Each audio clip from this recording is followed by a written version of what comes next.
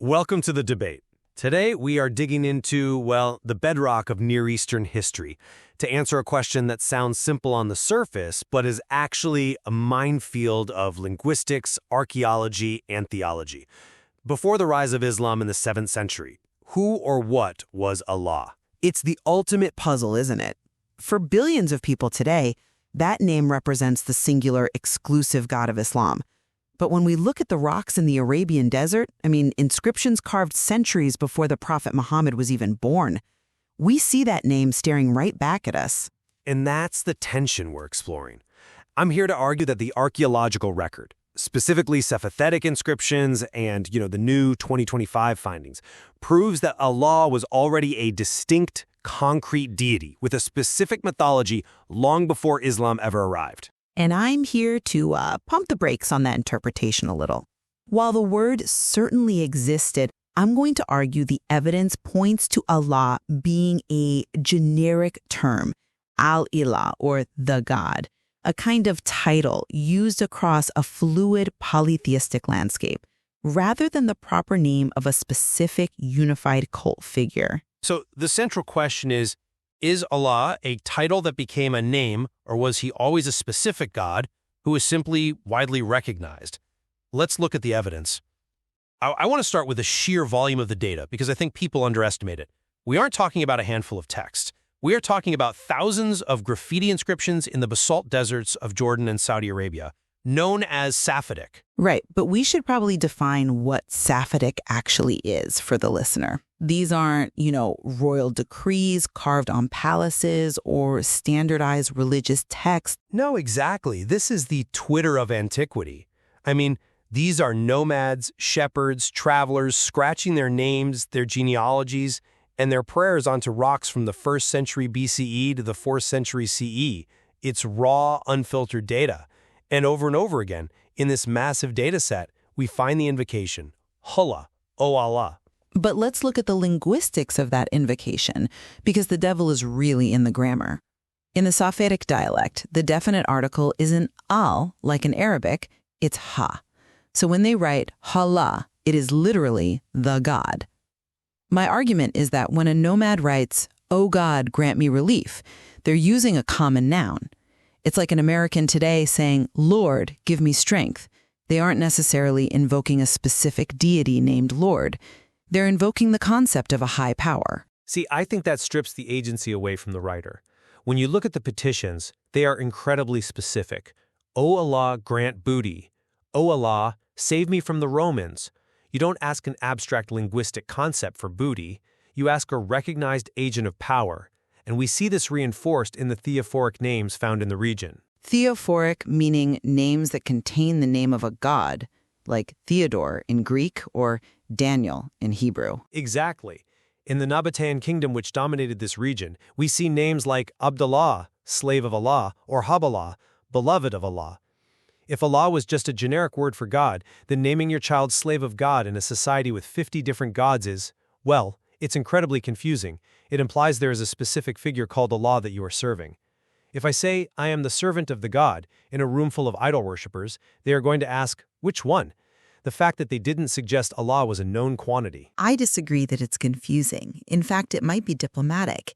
If you live in a polytheist society, which the Nabateans certainly were, using the term the God or Allah allows for a certain flexibility. It functions like the Semitic root El. We see names in the Hebrew Bible like El Natan, God has given. In that context, El refers to Yahweh. But in a Canaanite context, El is the father of Baal. The word is a vessel. In pre-Islamic Arabia, I'd argue Allah was a high God concept, perhaps the head of the pantheon, but he was a functional role, not necessarily a personality with a unique mythos. But the name had calcified. That's my point. By the time we get to the classical Arabic period, the contraction had already happened. Al-Ilah became Allah. It wasn't being parsed as the God anymore. It was a proper name. And we know this because people were swearing by him specifically. Linguistic contraction doesn't equal theological singularity, though. In English, goodbye is a contraction of God be with you. We use it today with zero theological intent. Just because the word al-ilah fused into Allah doesn't mean the person using it had a monotheistic or even a consistent view of who that being was. This is where the polytheistic context is so crucial. In these same Sephatic inscriptions you love, Allah doesn't stand alone. He often stands as the primary appeal, though. But he's in a crowd. You'll see an inscription that says, "O Allah," and "O Allat," and "O Manat, grant peace." If Allah is a specific, distinct deity in the way you're arguing, a sort of proto-monotheistic figure, why is he being invoked alongside a goddess of fate, Manat, or the Arabian Venus, Allat? This suggests henotheism at best, where you have a boss god like Zeus and then a cabinet of ministers. I actually love the Zeus comparison because I think it proves my point, not yours. Zeus was a distinct god. He had a personality, he threw thunderbolts, he cheated on his wife. He wasn't just a generic term for divinity. If you said Zeus in Athens, everyone knew exactly who you meant. My argument is that pre-Islamic Arabia was the same. When they said Allah, they weren't thinking generic deity. They were thinking of a specific figure, likely the creator, who stood above the others. But Zeus had the Iliad, he had Hesiod Theogony. Where is the mythos for the pre-Islamic Allah? That has always been the gaping hole in your argument. We have stories about Zeus. For pre-Islamic Allah, until recently, we had, well, nothing. Just names and graffiti asking for rain. A distinct god needs a story. A generic term does not. Until recently. You walked right into it. We have to talk about the 2025 study by Ahmad Al-Jalad. This changes the landscape entirely. This really is the smoking gun I've been waiting to discuss. I admit it's a significant piece of the puzzle, but smoking gun might be a bit hyperbolic. It's not hyperbolic. It's transformative. For years, skeptics like you said Allah has no pre-Islamic mythology. But Al-Jalad's team found an inscription in northeastern Jordan dated securely to the pre-Islamic period that attributes specific actions to Allah that are not generic. It describes him as the one who cleaved the heavens and brought forth the light. It is poetic, certainly. It's theological. Cleaving the heavens is a cosmogony. It's a creation myth. If the pre-Islamic Arabs believed Allah was the specific entity who created the universe and separated the light, that is a defined identity. That is not a generic high god. That is a specific creator deity with a known role in the cosmic order. It implies a narrative that these nomads knew and shared. I want to be precise here. The inscription it's fascinating, but are we perhaps guilty of looking for what we want to find? We found one inscription with this specific phrasing. Does that represent a pan-Araban theology, or does it represent the belief of one specific tribe, or even one poetic individual? In archaeology, you extrapolate from the fragments you have. If one guy is writing about Allah creating the light, it implies a shared cultural knowledge.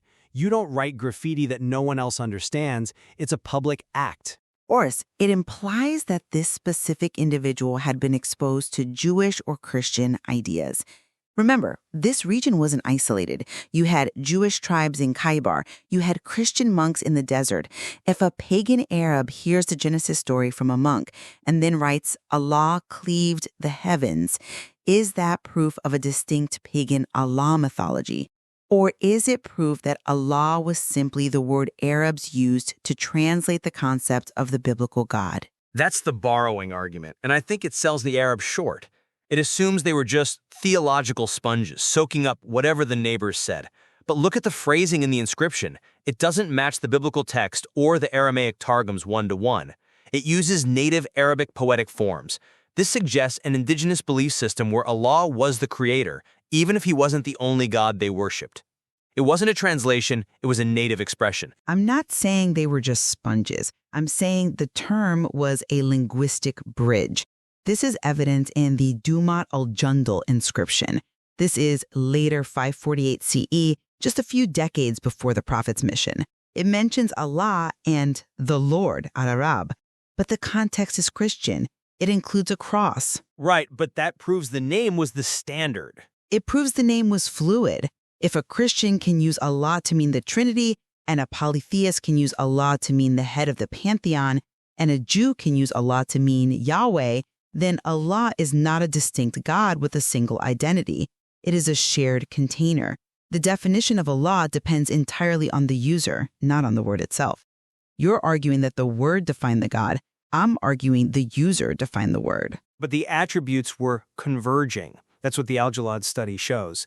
Whether you were a pagan, a Christian, or a Jew in 6th century Arabia, Allah was the creator. He was the one in charge of the rain and the heavens.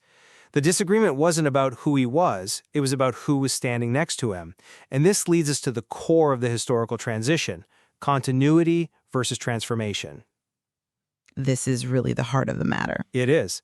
My position is that Islam didn't invent the name Allah. We agree on that. But I'd argue that Islam purified an existing recognition of the supreme deity. The Quran itself makes this argument. It challenges the pagans by saying, if you ask them who created the heavens and the earth, they will surely say, Allah. Yes, Surah Luqman. Exactly. The Quran appeals to facts the audience already accepts. It doesn't say, let me introduce you to a new stranger named Allah. It says, and this is key, you know Allah. You know He creates. You know He sends the rain. So why are you worshipping these stone idols alongside Him? That argument only works if the specific identity of Allah was already deeply embedded in the Arab psyche. I agree the Quran uses that rhetorical strategy, but I think you are underestimating the radical nature of the shift. The continuity is linguistic. Yes, the name survived, but the theology was surgically altered. The pre-Islamic Allah was one of many, or first among equals. He was distant, he was the high God you bothered only for big things like rain, while you used local idols for daily grievances. Islam didn't just purify this, it obliterated the system it lived in. Obliterated the system, yes, but centered the protagonist. But by changing the context, you change the character. Think about the concept of shirk, associating partners with God. The pre-Islamic Arabs didn't see that as a sin. They saw it as a bureaucracy. You talk to the manager, Allah, for big problems, and the clerks, Aluza, Manat, for small ones. Islam collapsed the bureaucracy. That is a fundamental transformation of who Allah is. He shifts from being a king with a court to being the absolute lone reality. That's not just a clean up, that's a revolution. A revolution rooted in recognition, though. If I tell you the king is now ruling without his ministers, I have changed the political system, but the king is still the king. The reason the message took hold, the reason it spread so rapidly, was because the brand recognition, to use a modern term, was 100%. They didn't have to learn a new name. They just had to unlearn the partners. Brand recognition is a cynical but effective way to put it. But let's go back to the inscriptions for a moment. If the brand was so strong, why is the iconography so vague? We have statues of Al-Uzza, we have symbols for Dashara, but we don't have a statue of Allah. That is a fascinating silence, isn't it? But does absence of evidence mean evidence of absence, or evidence of something else? Well, if he was a distinct mythological pagan god like Zeus, as you claim, where are the idols? Zeus had statues everywhere. The absence of physical representation of Allah in the pre-Islamic record might actually support my high god theory, that he was seen as too abstract, too distant, or perhaps the concept was simply the God of heaven who doesn't inhabit a stone. Or it supports the idea that the aniconic tradition, the refusal to make images of the supreme deity, was also an indigenous Arab tradition, not just a Jewish import. If Allah was the Lord of the house, the Kaaba, perhaps he was always beyond representation. The Al-Jalad inscription mentions light. You don't carve a statue of light, you experience it. That is speculative, but I'll grant it's a beautiful image. It suggests that the God of the Semites, whether El or Yahweh or Allah, always resisted being trapped in stone. Exactly. And that resistance to idolatry might be the thread that connects the pagan high god to Islamic monotheism. The potential for the strict monotheism of Islam was dormant in the pagan theology of Allah. It just needed to be awakened. The Safatidic nomad, praying for rain, knew he was talking to the big guy. He just had a lot of clutter on his dashboard. Or the name was simply the most convenient tool available to unify a fractured people. If everyone Christians, Jews, pagans agreed that Allah was the big guy, then using that name was the only way to build the coalition. It wasn't about theological purity, it was about linguistic pragmatism. If Muhammad had chosen a specific tribal god, say Dushara, the message would have died in Petra. But by choosing Allah, he chose the one term everyone had equity in. I think it's both. You can't have pragmatism without underlying truth. The reason the name worked as a unifier is because it carried the weight of history, the weight of those thousands of Safaetic prayers asking for safety in the desert. You don't build a world religion on a pun or a linguistic convenience. You build it on deep, ancestral memory. So where does that leave us? I think it leaves us with the picture of a deity who was far more defined than we previously thought. The archaeological silence is breaking. We now know Allah had a mythos as a creator and light giver. We know he was invoked for personal needs. He wasn't just a grammatical placeholder.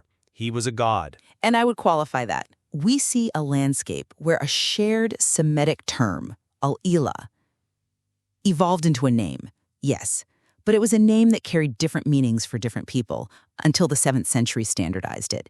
The pre-Islamic Allah was a spectrum. The Islamic Allah is a singularity. It really highlights how religion isn't just about texts. It's about what people do. It's about the shepherd carving a prayer into a rock, hoping his sheep survive the night. Absolutely. And whether that shepherd thought of Allah as the only God or just the best God, he was reaching out to something beyond himself.